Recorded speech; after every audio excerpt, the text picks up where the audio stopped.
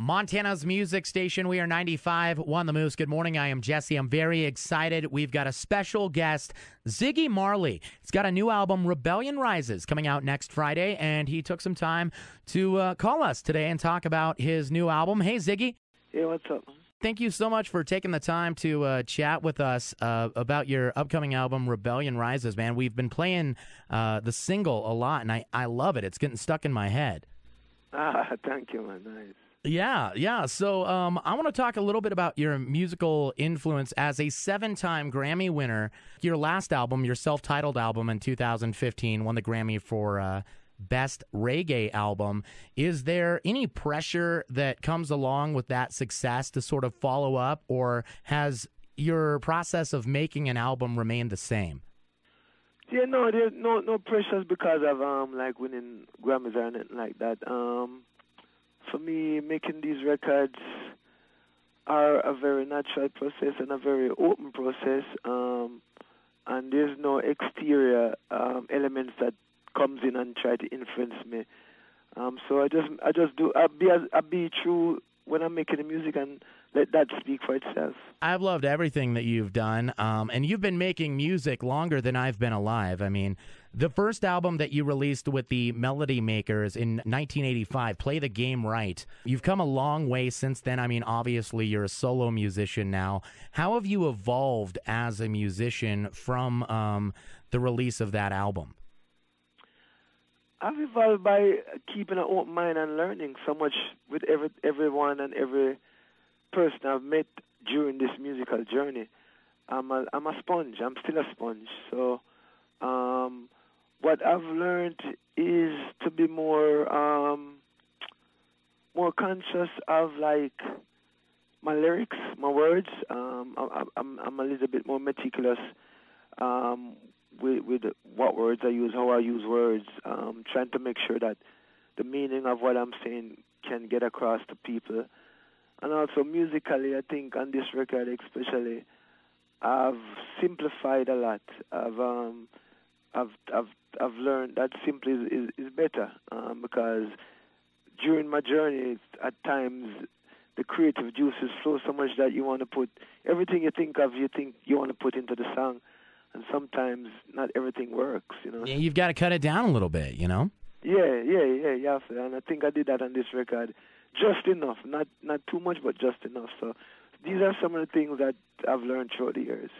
So as an artist, at times you have been a bit political, but, your recent musical releases, you sort of stray away from, politics in your music. What sort of subject matter can people expect on Rebellion Rises? Well, on Rebellion Rises, obviously the title track speaks of rebellion, but it speaks of a rebellion that is not, I don't see it as a rebellion against anything. I see it as a rebellion for something. I see it as a rebellion for love, for humanity, for progress in human relationship, where we can live in a world that is more balanced towards a peaceful existence, which will lead to more prosperity for humanity. I talk about things like peace. I talk about things like, again, revolution, but not the type of revolution that is... Not a political revolution. Not a political revolution, but a revolution where we, the people, wake up to the fact that we're being divided against, are used in politics, in religion, that it hurts us more than it helps us. These sort of political, religious division that we are constantly being led into by leadership. And somewhat force-fed, it's everywhere you look. It's true. You're right about that. And that's right. We are being force-fed with this negativity a lot. Your music is sort of like a beacon of light and an escape from that. Every album that I've listened to of yours, it's sort of like an escape from the negativity. And you tend to keep your music positive. Is that difficult to do in a world that is constantly feeding you negativity? No, it's not. I think for me, it is the only thing to do because we have to affirm the positive. We cannot be demoralized by all of this, as you say, force feeding of negativity, because that is where we lose our agenda, and our agenda is peaceful existence, coexistence with other human beings on the planet. And so our positivity is something that is certain. I am very certain that positive love and these elements that is a good in humanity is and will be victorious against the more negative side of humanity. So we are affirming, we are putting that energy out there now in even more in a more straightforward way than we have before. I know we want to force feed people this positive energy. I had another question, and I don't want to talk to you too much about your father, but you sound a lot like your father, Bob. And when you write music, when you write songs, do you embrace that, or as an artist, have you sort of tried to do your own thing? I think my father thing is my own thing because I am my father's son, and it's naturally a part of who all of us are as children of our parents. We actually have elements of them in us, which if you try and fight that, it's a futile battle. And so I just be true to myself, which is myself is a part of my father, is a part of my mother. So it comes out naturally. There's nothing. I don't try and do anything. You just don't try to embrace anything. You just be yourself and who you are genetically. Yeah. It's that's the way it is. I can't fight that. And I read somewhere that your father taught you how to play guitar. Is that true? My father taught me a lot of things. He didn't sit me down to play guitar though. I think what I learned from my father more was from experiencing and being around him. He did tell me one time to sing from my stomach. Sing from your stomach? Yeah, sing from like a diaphragm, And he's the first person told me that, and I've never forgotten it, and I've always practiced that from he has told me. I'm constantly improving that aspect of my singing ability. I think you're doing pretty great, though. I mean, you're a phenomenal artist, man. I truly enjoy your music. I was wondering, too, what is the first song you ever learned to play on the guitar? The first song I ever learned to play on the guitar is a Jamaica folk song. It's a song about going to the market. It's Kerma Akigo Linstead Market. It's a very simple G7. It's a very simple song, and that's the first song I learned to play. Where are you living nowadays? You recently bought a home in Beverly Hills. Yeah. I read an article saying that you were planning on getting chickens. Do you have chickens at home now? Not yet. But are you planning on getting chickens eventually? I mean, is it something that you're going to have running around your yard in Beverly Hills, sort of like you did when you were growing up in Jamaica? I hope so, because we eat eggs. My kids eat lots of eggs, and I'd rather have my chickens that can give me some eggs. Yeah, it's a lot cheaper, and at least you know where they're coming from. Yeah. So that's the plan. That is the plan. So I want to talk a little bit about growing up in Trenchtown in a very poor part of Jamaica. What was your home life like growing up? Both of your parents were musicians. Your dad, Bob, your mom, Rita, performed with your father. What was it like being in that? Well, being around that was like being around a community, because in those days, my father, my mother, and dear friends, dear musician friends, were all in near the house, around the house, around whatever. We always was around that. But when my parents would leave and go to do their tours and stuff, our grand aunt would take care of us. And we lived in a very simple house. We didn't have running water some of the times, and we had to, it was a good life, though. It was a great life, I mean, comparatively, you guys were doing fairly well in Jamaica at the time, considering what else was going on in the country. Yeah, I mean, later on in my father's career, as he, got more pay, yeah, we were doing much better, yeah. You are involved in a lot of charities. You're the founder of the URGE charity, the Unlimited Resources Giving Enlightenment charity. Can you explain to me a little bit about what your mission statement is and what you're trying to accomplish with URGE? Well, our mission statement is really for our children. We believe that the investment that we put into children, be it through a charity or through music or through just giving love, is what will make the dream of a better world come to fruition. And so we try and educate kids, we try and feed them, we try and give them proper medical attention where needed. We do a lot of work in Jamaica.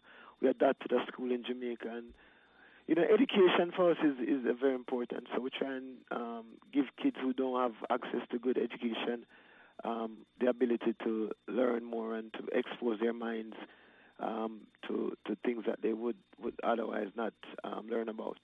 Are there any other charities other than that one that you're really proud of, the work that you do, that you'd like to talk about? Like anything else that you're doing to make the world a more peaceful, better place?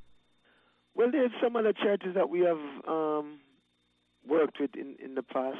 There's one that we had done with Little Kids Rock, which is, again, a lot of things we do is focus on children, because I believe that is where that is where everything lies. That is it.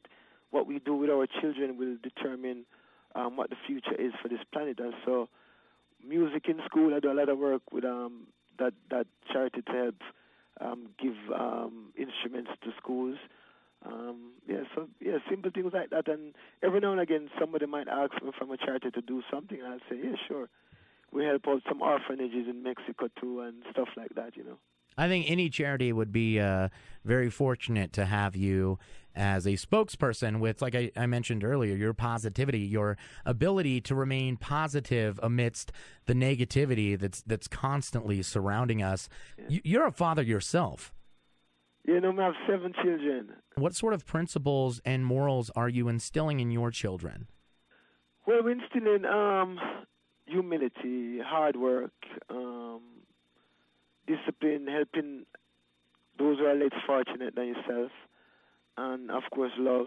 Very simple things, But the kids nowadays, like these kids, my kids grew up with more than I grew up with, and so we need to kind of pull them back from the materialistic point of view, because they see so much, they have so much, and so we try to make them understand that, listen, you have to work hard for what you want in life. It's not just going to come easy. So that's a big part of what we try and instill in them, is that work ethic and that perseverance, and also humility, love, and again, helping people who are less fortunate.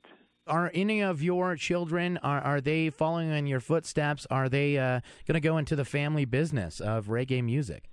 Well, my oldest son, who is about 20, in his mid-20s or so, he does music, but he has his own style that he does. It does reggae elements. His name is Daniel Marley, but he does his own thing, which is cool, That's awesome. Yeah. And Mother's Day is coming up on Sunday, and I'm sure you could ask a lot about your dad, but what role did Rita, your mother, play? Because she was performing, your father was performing. How did that all work out? Like, what was your mother's role in the household?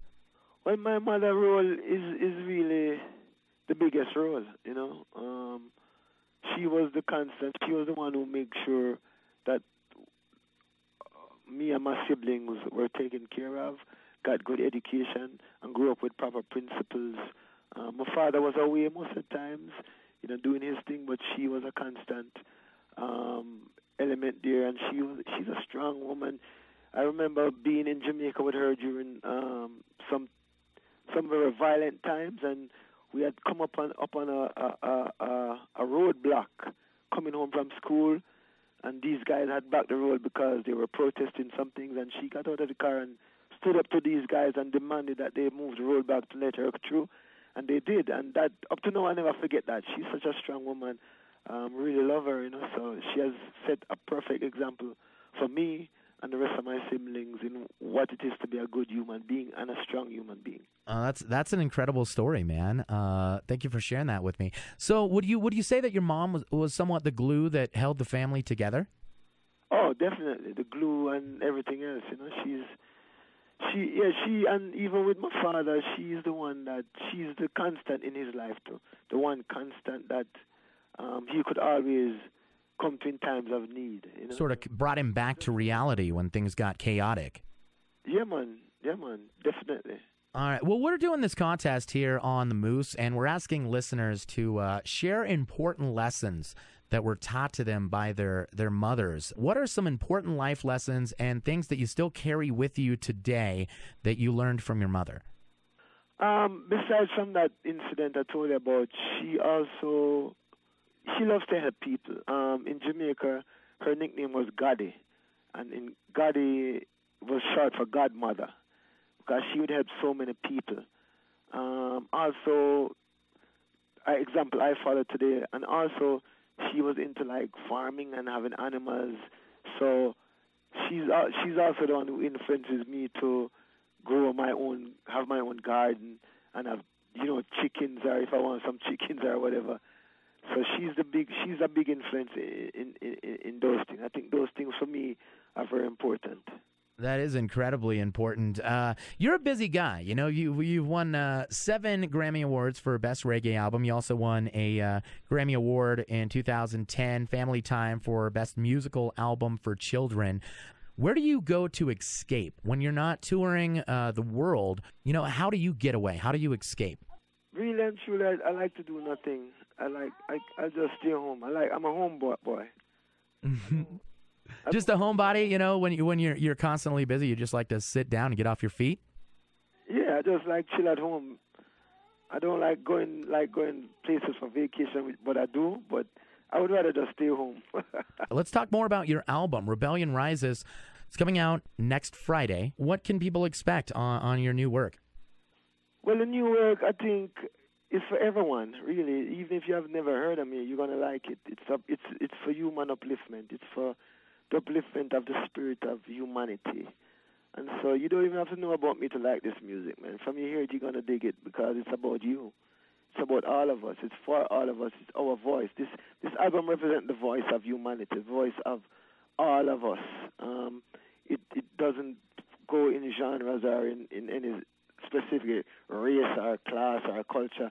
This is for humanity. And so you dig this album. I can't wait to hear it, man. Like I said, we've been playing Rebellion Rises a lot, and I mean, that song's getting stuck in my head. I think I woke up this morning, and I was singing it to myself in the shower. It's kind of weird, but I mean, I love it, man. It's a super catchy tune. Yeah, man. Good, man. That's the way, as I said, I hope more people feel that way, because this album, can make a difference in the world, in our lives, and how we see ourselves as human beings. This is what it is for. I really appreciate you taking the time to talk with me today. I'm really excited about the new album. Cannot wait to listen to the whole thing.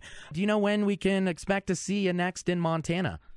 Montana, I gotta check the schedule. I'm not sure, but hopefully we'll be there during this run for this Rebellion Rises album. If not this year, next year. All right. I know a lot of people would be really excited to see us. So hopefully we'll get a chance to see you perform live here in Montana in the near future. And once again, Ziggy, thank you so much, man. It's been great chatting with you, and I cannot wait to hear your new album, Rebellion Rises. Thank you, brother.